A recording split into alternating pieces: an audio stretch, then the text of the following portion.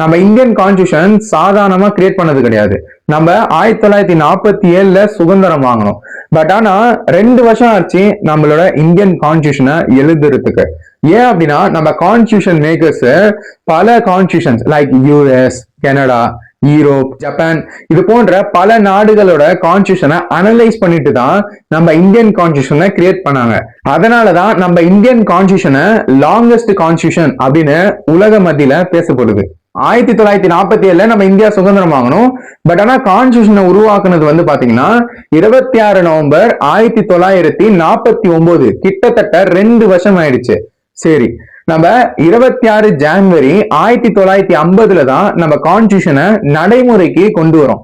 அதை தான் வந்து நம்ம கான்ஸ்டியூஷன் டே அப்படின்னு சொல்லிட்டு வருஷம் 26 ஜனவரிய கொண்டாடுவோம். நீங்களாம் ஒண்ணு நினைக்கலாம், சரி 26 ஜனவரி அப்படின்றது நம்மளோட ரிப்பப்ளிக் டே தானே அப்படின்னு.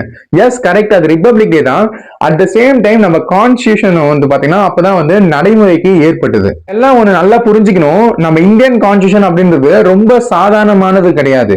ரொம்ப கஷ்டப்பட்டு பல துயரம் பட்டு தான் வந்து நம்ம இந்தியன் கான்ஸ்டியூஷனை நம்ம கான்ஸ்டியூஷன் மேக்கர்ஸ் உருவாக்கி நம்ம கிட்ட எல்லாம் கொடுத்துருக்காங்க.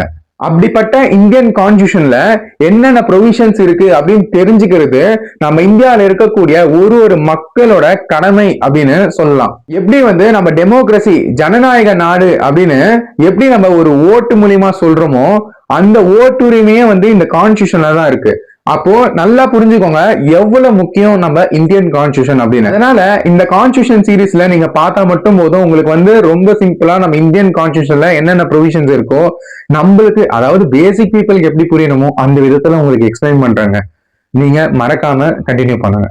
அதுக்கு கியூரியஸ் எஜுகேட் டாக்ஸை சப்ஸ்கிரைப் பண்ணுங்க. நல்லதை பகிர்ந்து நல்ல சமுதாயத்தை உருவாக்குவோம். உங்களை நான் அடுத்த வீடியோல சந்திக்கிறேன். நன்றி, வணக்கம்.